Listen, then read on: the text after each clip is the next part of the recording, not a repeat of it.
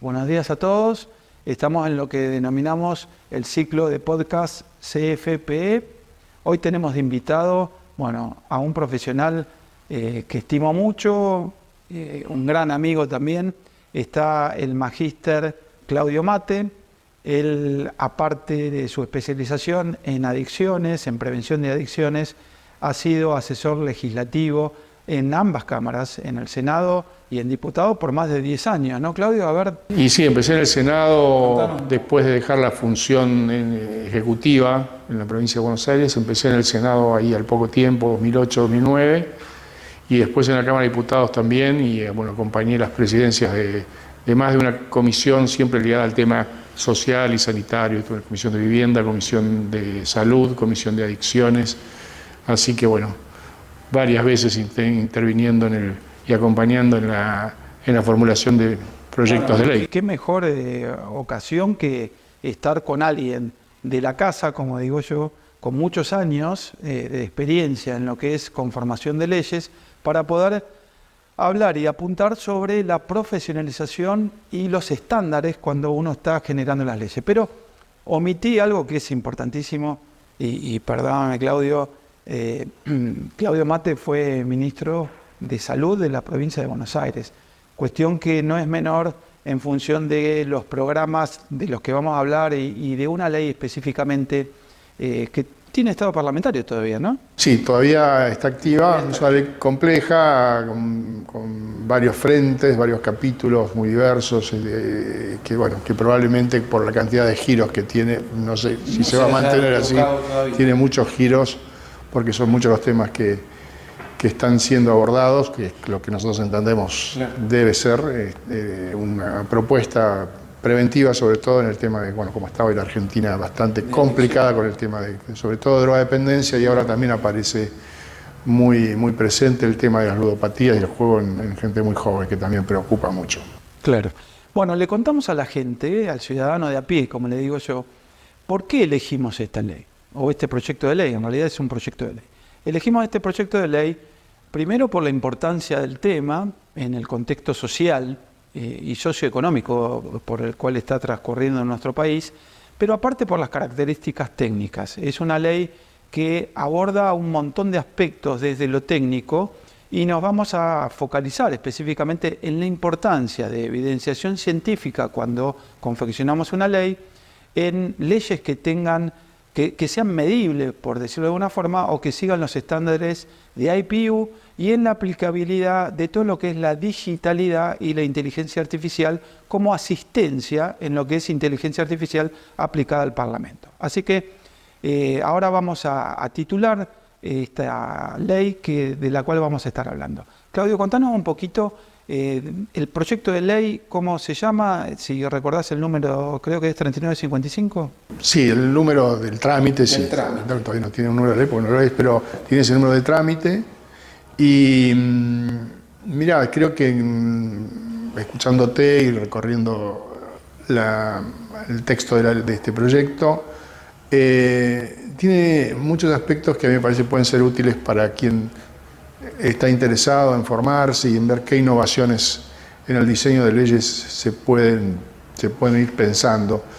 Es una ley que tiene objetivos medibles, que a mí me parece fundamental, y creo que hasta una recomendación genérica a muchos temas de agenda. El tema de la drogodependencia lo es, pero que son de agenda y tienen un título muy fuerte, como por ejemplo ley anti-trata, ley anti-droga, pero que en el recorrido uno trata de ver cuál es el aspecto más efectivo, de mayor impacto en la ley, y cuesta a veces ver primero qué parámetros vos tenés del problema, y acá viene esto del basar en la evidencia, cuál es el parámetro medible, ¿cuánto es este problema? Suponete una ley, ahora estamos con todo este dolor de la desaparición de Loan, y una ley para el tema de tráfico de personas y demás. ¿Qué número de personas están hoy siendo buscadas? ¿Qué número de niños está siendo buscado? ¿Cuál es la magnitud? ¿Cuál es la magnitud de este problema? ¿Cuál es la forma en la que vos vas a dimensionar el problema. Me parece que eso, en la mayoría de los muchos años que yo he trabajado en el Congreso, no he visto, más allá del título muy fuerte desde el punto de vista de agenda, pero no he visto, bueno, cómo está dimensionado, cuál es la magnitud del problema. A veces hay títulos muy fuertes que son ir detrás de una noticia que no tiene la magnitud que pareciera que tienen en los noticieros realmente. Bueno, pobreza, niñez y pobreza, me parece que son temas de una magnitud enorme, y la necesidad de dimensionar eso, y si ver si una ley lo va a resolver, o qué aspecto de ese problema va a resolver. Y todo eso, a mi manera de entender, debiera estar expresado en la ley. Bueno, esta ley se propone, pues vamos a leer una ley de drogas, ¿no? Bueno, yo tengo hoy una prevalencia X de consumo de episodios de abuso de alcohol los fines de semana. Es una ley contra el alcohol, contra el alcoholismo en jóvenes. Pero previamente hiciste o sea, tenés una evidencia, claro, sobre el impacto, claro. ¿Cómo y en cuánto lo voy a bajar? Me parece que eso tiene que estar en los objetivos de la ley. ¿En cuánto voy a bajar este problema? En este problema hoy suponete, el consumo de drogas está en un 22-23% marihuana. Yo quiero hacer una ley para que se fume menos marihuana, quiero hacer una ley para que se fume lo que fuera, menos tabaco. Tengo que saber qué prevalencia tengo hoy, medirla, y con mi ley, la ley que estoy proponiendo como legislador, ¿en cuánto voy a bajar y en cuánto tiempo? Básico. Si es una ley de estas que son mitad ley y mitad programas, ¿no? Que son muchas veces eso, ¿en cuánto lo voy a bajar? Y después la coherencia de las acciones que propongo, en el articulado de la ley, con los resultados que espero alcanzar. Entonces esas son cosas que a mí me parece una vacancia muy grande, y que es muy importante cualquier iniciativa que se tome en la formación de técnicas legislativas, y en todo caso hasta en un debate, si querés, político, ¿no es cierto? Que el trabajo del Congreso realmente enfrente al desafío de proponer algo, e incluso el desafío, te voy a decir, Marcelo, de ser evaluada. Porque supongamos, nosotros tenemos varias leyes que tienen muchos años ya. En drogas, por ejemplo, todavía la única legislación que hay sobre drogas es apenas un capítulo dentro de la Ley de Salud Mental, que ya lleva 23 años de que, más allá de las controversias que hay con artículos propios de la Ley de Salud Mental. Si yo te digo, mirá, cuando se sanciona la ley en el año 2010, la prevalencia de consumo de drogas ilegales era del 7, y hoy está en el 22, y no sé, pareciera que no está funcionando. Entonces también tener la grandeza de proponerse en una ley qué problema voy a enfrentar, cuál es la dimensión del problema y en cuánto voy a reducir ese problema, y después de un año decir, no va, cambiémosla, deroguémosla, modifiquémosla, revisémosla. Me parece que tiene toda esa importancia que hace, creo yo, a una suerte de base de la democracia, que es la rendición de cuentas.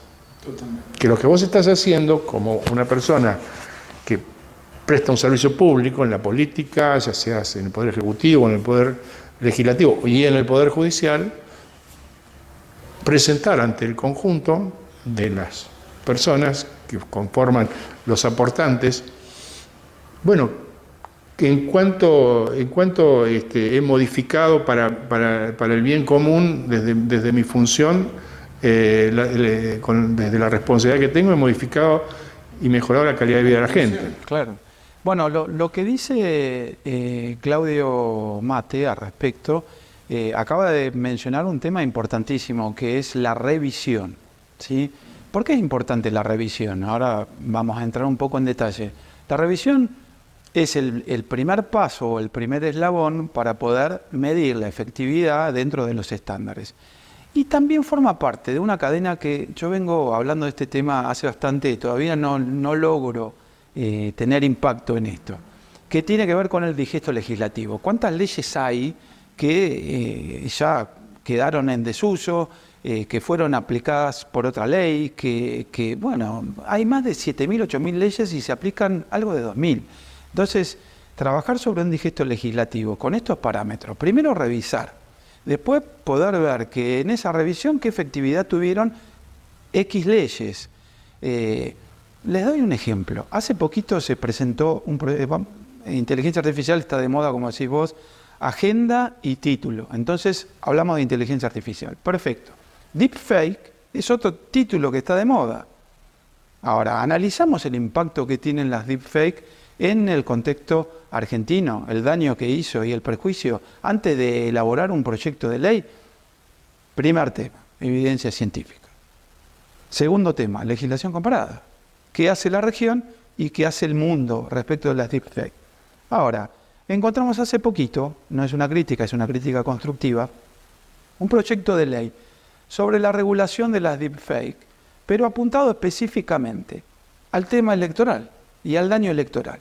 Y el proyecto es la modificación de 2 artículos del Código Penal. Entonces, no estamos tipificando, no estamos haciendo un montón de situaciones.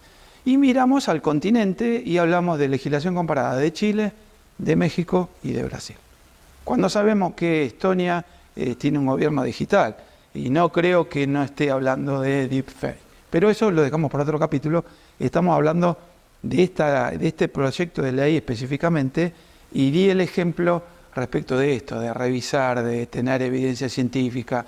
Entonces, contanos cómo es el proceso en el cual ustedes detectan que este problema, obviamente vos lo empezaste a comentar, fue creciendo y se transforma en un problema realmente que hay que atacar con una ley que regule y que incluya un programa preventivo, ¿no?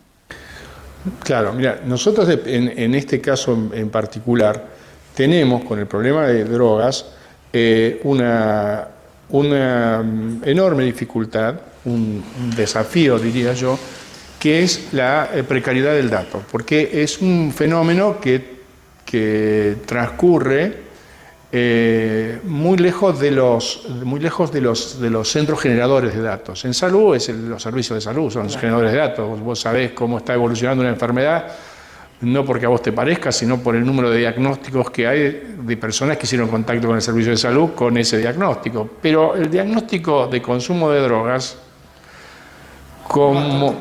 claro, no se genera rápidamente, es más, puede haber un trayecto de vida de la persona consumiendo drogas años y años y años sin hacer contacto con el servicio de salud, y yo te diría que la más de las veces. Entonces, lo que exige el dimensionamiento del problema de drogadependencia son trabajos que ahí sí viene toda esta mirada que necesitamos del mundo, que Argentina tiene compromisos internacionales de desarrollar estudios muy específicos, como encuestas de hogares o encuestas en escuelas, con una periodicidad con la que nosotros estamos comprometidos con el mundo, y presentar esos datos y hacerlos comparables y demás. Y también lo comparable es las políticas, y entre ellos, como parte de las políticas, los marcos regulatorios y legislativos que el mundo tiene, y ver si los ha bajado o subido. Ese sería el ideal. Ahora, en ese compromiso nos estamos faltando en casi todo. Es decir, las mediciones hemos sido muy irregulares en hacerlas, no solamente en la periodicidad, sino en los métodos, porque uno se compromete para ser comparable a tener métodos similares de evaluación o de medición del consumo. Eso también nosotros tenemos un acuerdo, o formamos parte de acuerdos internacionales y de métodos de comparativos del que también nos hemos salido en buena parte, porque hemos cambiado, por ejemplo, las edades de la vida que estamos midiendo. Se empezaba antes a medir desde los 16 años. ¿Desde cuándo? ¿A qué población vos estás apuntando?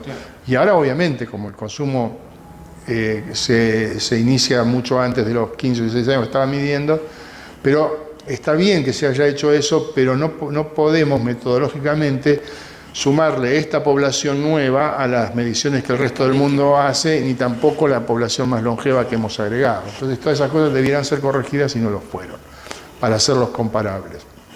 Entonces, esa dificultad nosotros la reconocemos en nuestro proyecto de ley, y por eso uno de los capítulos más importantes es el fortalecimiento del observatorio que genere el dato basado en la evidencia y el dato corroborable, y además el dato comparable con el resto del mundo, para seguir en el tren de nosotros mismos, someternos a evaluar el devenir de esta ley y de toda la política que hemos hecho.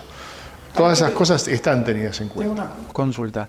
Hay un factor, la obtención del dato que mencionabas vos, hay un factor extra que es un factor social, específicamente en lo que es drogadependencia, al capturar el dato o no. O esto es una idea que tiene el ciudadano de que cuando hay un problema de este tipo, primero, bueno, no, que es ocasional, que no, en vez de asentarlo estadísticamente. Es excelente, tu pregunta es muy buena porque hay mucha polémica en eso, porque para algunos el problema del subregistro de datos es porque es clandestino el consumo de la mayor parte de las drogas, entonces uno lo mantiene como oculto, pero eso en realidad no tiene ninguna base porque el consumo no está penalizado en Argentina ni lo estuvo nunca. Alguna vez estuvo penalizada la tenencia de drogas, pero el consumo no puede ser una factor social, una excusa. Un miedo, ¿no? Después está la otra teoría que es, bueno, como es un dato vergonzante, tener problemas con las drogas,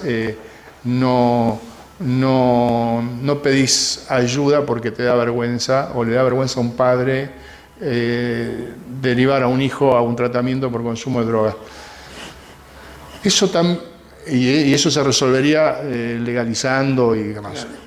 Eso también está bajo discusión, porque realmente el problema más grave de drogadependencia en Argentina no es a drogas ilegales, sino a una droga legal como el alcohol. Y tampoco hay una gran, y yo te diría hasta por lo contrario, es decir, por la alta naturalización. Es decir, no tengo un problema con el alcohol. De hecho, algunos no lo consideran como una droga. Exactamente. Bueno, y hoy está pasando lo mismo con otras drogas que en la medida en que uno lo que observa es que en la medida que crece la naturalización, menor es la consulta, porque es más baja la alerta, más baja la percepción de riesgo y más baja la alarma. Entonces, bueno, es muy buena tu pregunta porque todo eso está en discusión, en cómo uno va a resolver el problema del dato. Claro.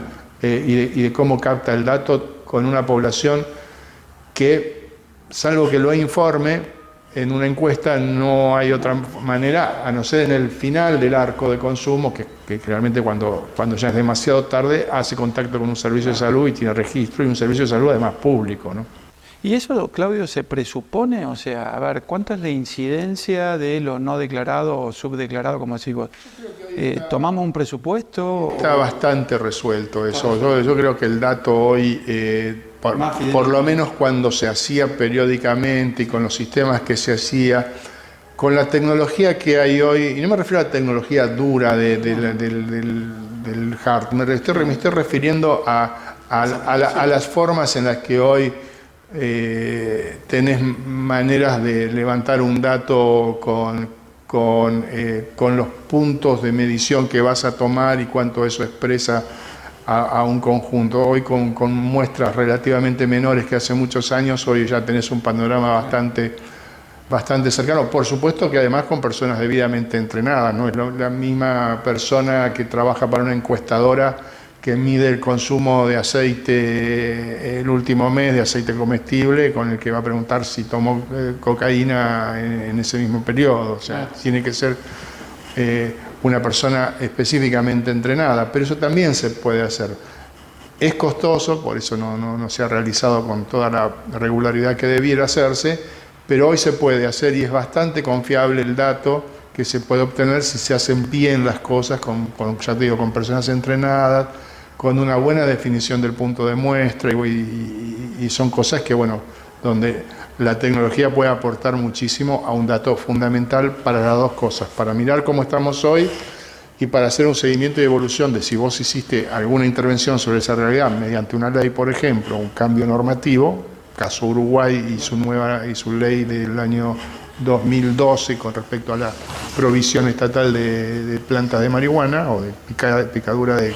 Ley bisagra, ¿no? En la región. Es una ley bisagra, que acá vos también tenés, eso es interesante, cuando me preguntabas sobre los modelos comparados. Sí. A veces uno tiene el impulso de decir, bueno, fuimos el primer país que tuvo esta ley. Y no es porque los demás países no se dieron cuenta. Sí.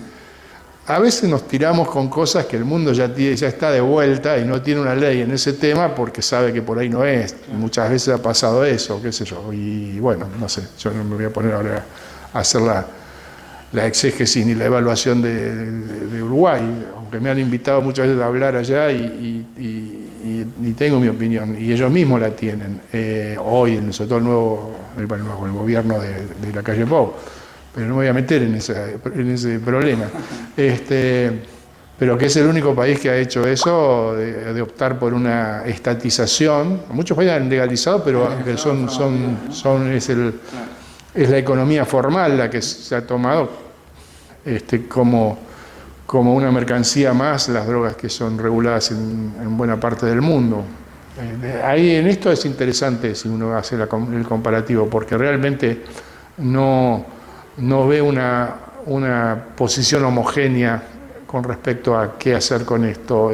Así que vos tenés experiencias como los países escandinavos que fueron y vinieron de una desregulación a una regulación como tienen hoy muy estricta. Muchos se preguntan Holanda, ¿no? El famoso... Pero Holanda volvió hace 20 años de esa fantasía romantizada de la droga. Hoy Holanda tiene una de las políticas más duras de Europa con respecto a todas las drogas. Es importante acabar con ese mito, ¿no? Que Holanda.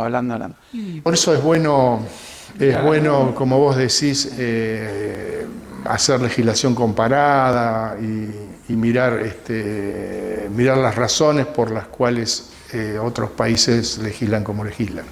Muy bien. Bueno, hablamos de datos. Es fundamental el tema de datos, la recolección de datos, pero estamos hablando de un dato sensible. Y acá entramos en toda esta parafernalia del manejo de datos sensibles, la ley de protección de datos, el último proyecto en el año 22 que presentó el gobierno a través de la magíster Anchorena. Hay otros proyectos también, Banfi presentó un proyecto, el Círculo de Legisladores con el IERI en una práctica academia legislativa con 11 universidades también trabajaron con un proyecto de protección de datos en el 2022. Y digo esto porque esta ley, en el artículo 29, si no me equivoco, habla de datos y estamos hablando de medición de datos sensibles, confidencialidad de datos, y bueno, a través de los datos vamos a poder medir, ¿no es cierto? Entonces, el manejo de los datos, hay una agencia. Contanos un poco toda esa parte. Vamos a evitar por cuestiones de tiempo la parte de infracciones y multas, aunque te voy a hacer la pregunta debida de que si esta ley es preventiva, cómo en el mundo se previene y si la infracción o la sanción es preventiva o no, como en el fútbol. El referee tiene que ser preventivo. El tipo que marca, ¿no?, una infracción, en vez de avisarle no pegue, no. Entonces, abordamos estos temas ya sobre el final de este podcast. Tiene, obviamente, yo suelo decir que el problema de la drogodependencia es un problema de la cultura y de los mercados con impacto sobre la salud. No es específicamente un problema de salud, sino que las consecuencias son cargadas sobre la salud fundamentalmente.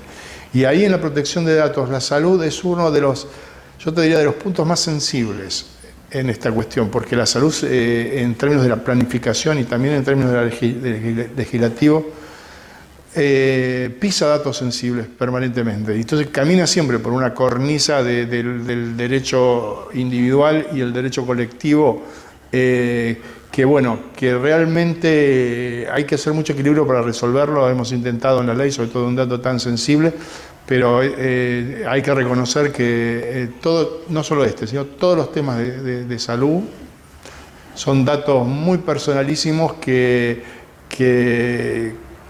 la toma de decisiones en salud necesita absorber y siempre está en tensión con qué es lo propio. Bueno, qué sé yo, todos los que tenemos tan fresco todavía las medidas que se tomaron en pandemia.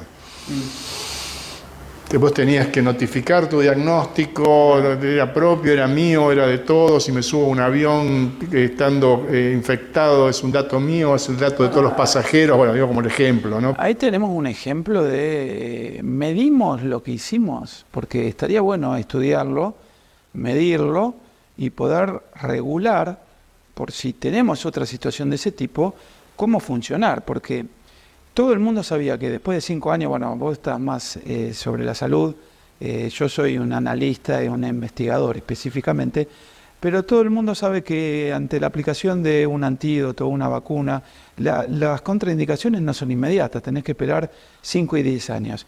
Y me contaban la otra vez en el Hospital Austral, que me gusta hablar mucho con ellos, tienen un centro de investigación muy importante, que están viendo muchos casos de consecuencias de la vacuna del COVID en articulaciones y en un montón de situaciones, que las estamos viviendo ahora. Entonces digo, está bueno esto, estudiemos los impactos, las decisiones del Ejecutivo que después van a repercutir en un legislativo que debería prevenirnos, ¿no es cierto? Bueno, es otro capítulo para otro programa, porque la verdad que ha habido mucho ruido e incluso bueno, uno de los mejores sistemas de salud del mundo, que es el sistema británico, ya tiene una definición sobre los efectos de una de las, no de todas, porque además son distintas formas por las que se llegó a la vacuna, pero parece que hay uno de estos dos caminos que está no solo bajo observación, sino ya definido por sistemas de salud muy importantes con consecuencias muy serias, ¿no? Claro.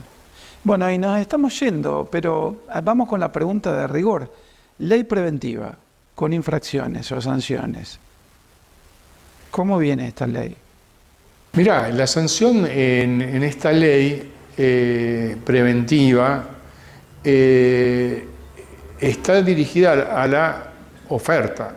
No te olvides que si bien todo lo que hablamos de salud, acá hay una mercancía involucrada y la ley propone además que miremos este tema de la disponibilidad. No es solo una ley sobre los efectos en la salud del consumidor, sino entiende la ley que hay todo un fenómeno de mercado que no, para nuestra manera de mirar, tiene que estar regulado, porque hay mucha asimetría entre la industria del tabaco y un niño. Podríamos decir que es legalizado también. O sea, regulado. Legalizado no significa que está bien, sino que hay una ley que lo regula. Regulado significa que exista una correcta apreciación sobre el tipo de mercancía, cuál es el impacto de esa mercancía, la adictividad, la psicoactividad y la toxicidad de esas mercancías, que son, bueno, por ahí datos demasiado técnicos, pero en función de esos tres niveles tiene que haber niveles de regulación que incluso pueden llegar hasta la prohibición absoluta de colocación en el mercado de consumo. Claro. Estamos finalizando lo que damos por llamar ciclo de podcast CFP con el magíster Claudio Mate, así que nos veremos en otra ocasión con otro de los temas interesantes. Seguramente vamos a estar hablando de inteligencia artificial y de este último proyecto. Nos vemos en la próxima.